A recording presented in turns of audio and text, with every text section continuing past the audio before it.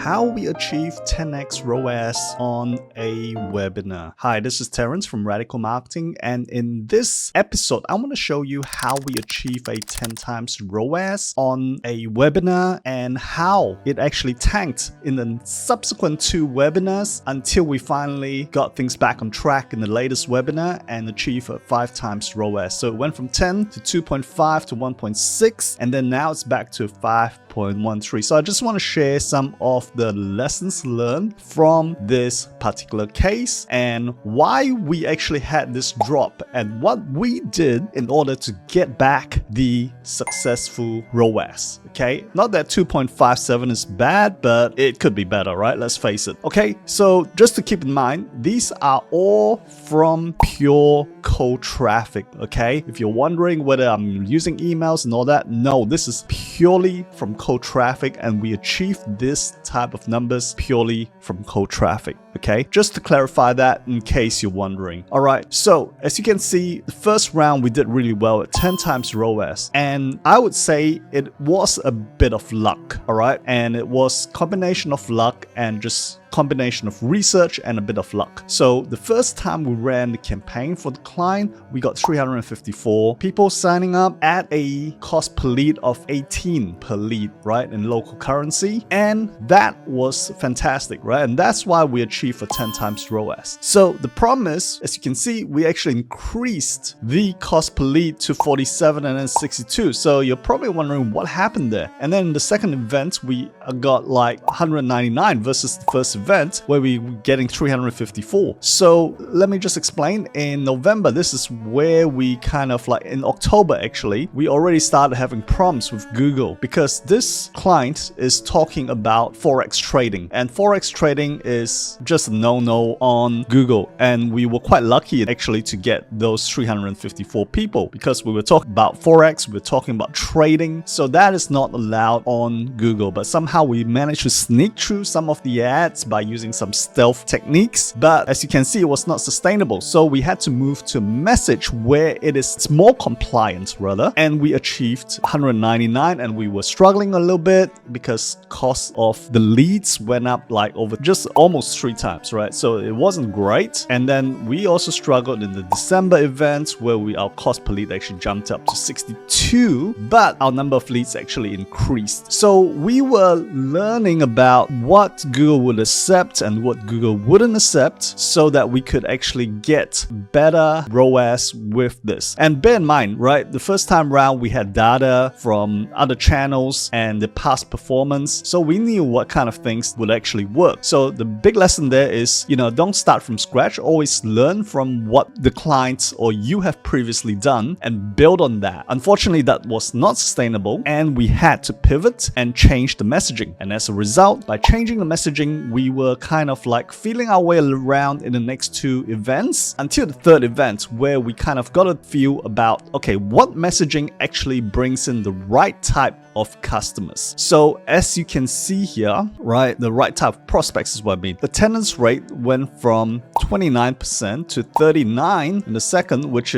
could be because numbers were small, so there was a bit of like statistical insignificance here, but went down to like 31% when we had 400 people, but then the subsequent event we increased that to 36%. And that's basically because we looked at the stats and we found out that certain messaging were bringing in the sales and the attendees, so we pivoted more towards that. And that's a lesson as well. Continue learning from what worked and what didn't work, right? That's kind of common sense. And yeah, that's how we increased the ROAS. And from there, we managed to achieve a 5 times ROAS on the overall event in the last one. Now, the other thing I want to point out, if you haven't noticed yet, is that we have this very clear goal metrics, right? So we set out these goals in order to find out what exactly we should be measuring. And that is super important. Otherwise, you could go from campaign to campaign and not exactly know what's working and what's not. And you're just looking at the ads, right? And that's probably not good enough. So here we have certain metrics that we want to measure in order to make sure that our campaign is on track and what we can improve from the previous campaign. So if you look at it here, the first first metric that we track is the leads, number of leads, right? That's important, right? So our target is 500 leads. If we don't get 500 leads, it means that we are falling short and we are missing out on opportunities. Like in the second event where we got only 200 because we were struggling with compliance, as I mentioned, right? And that's where the ROAS actually dropped. So quantity does matter as well, right? So in the final event, we got 401, and the first event we got 354. So that is like not exactly 500, but it's closer to 500. Okay, so that's where we set the benchmark of 500 leads. And in fact, in the last event, we could have reached 500, but client decided they wanted to stop for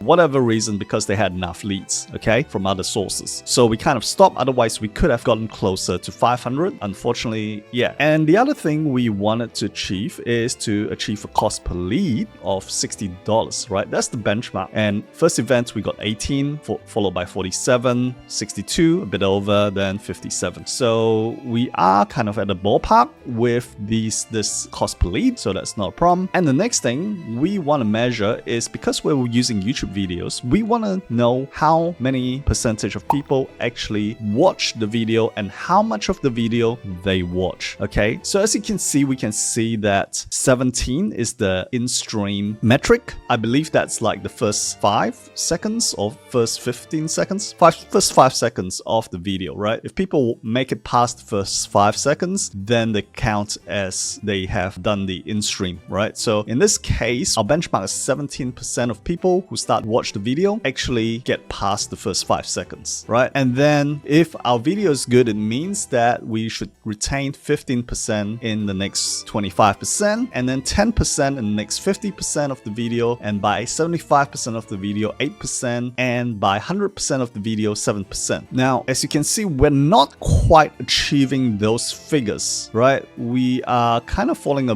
little bit short here. So we are kind of, either we look at changing the metrics or we look at changing the video in order to get better metrics. So this gives us the ability to look at the videos and say, okay, where are people dropping off? And if people are dropping off at, say, 50%, we need to look at, okay, what's happening between 25% and 50% that's causing people drop off, and we need to adjust the video there. So what do? We normally maybe throw on a different B-roll, a different music, or different edits to make the video just drop off less people. Okay, so that's how we do it. And then moving on, the next thing we need to look at is the landing page conversion rates, right? So first of all, we need to look at landing page views, and then out of those views, how many people actually sign up for the event. And as you can see, at the first event, we got fantastic conversion rates. We got 8.7%, but it's dropping to 4.46, and it's now at 3.2. So this is something we need to adjust moving forward. And I believe it's because we're using new videos, and the messaging on the landing page hasn't fully reflected those changes in the videos. So we need to look at the landing page in order to get better conversion rates. What we normally do is tweak the headline, the bullet points, and so on to make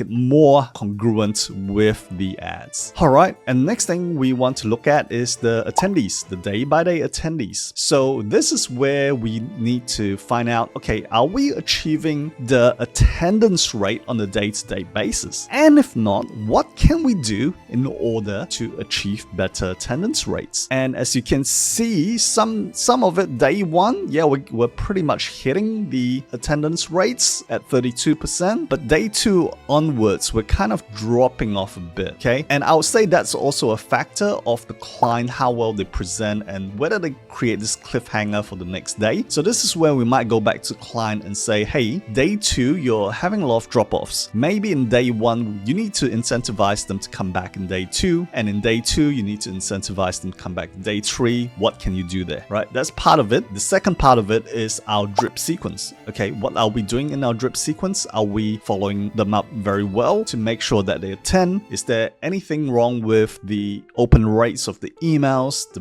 SMSs that we're sending out to follow up with these attendees, with the registrations? attendance, right? Okay, overall attendance rate, that's the other thing we need to look at, where our target is 35% of people show up, and probably, yeah, close to achieving it. Like we got 39% at the highest, and 36% and 30% at lowest, so we're pretty close. That's probably not something that's too much of a concern for us. All right, and then moving on, workshop sales, that's really, this is where we really feedback to the speaker. Hey, what do you need to do? We're not closing enough, or we're closing pretty well. Did you make tweaks to the offer in each event? So that's where we get feedback, okay? And we give them feedback as well. All right, so those are the things we look at, and in order to improve our campaigns, because we can only improve half of it, right? Which is the marketing side of it. The other half of it is the offer, which we can feedback to the speaker, our clients, and whether they show up the next day and all that stuff. That's also partly the client's work as well, and how well they close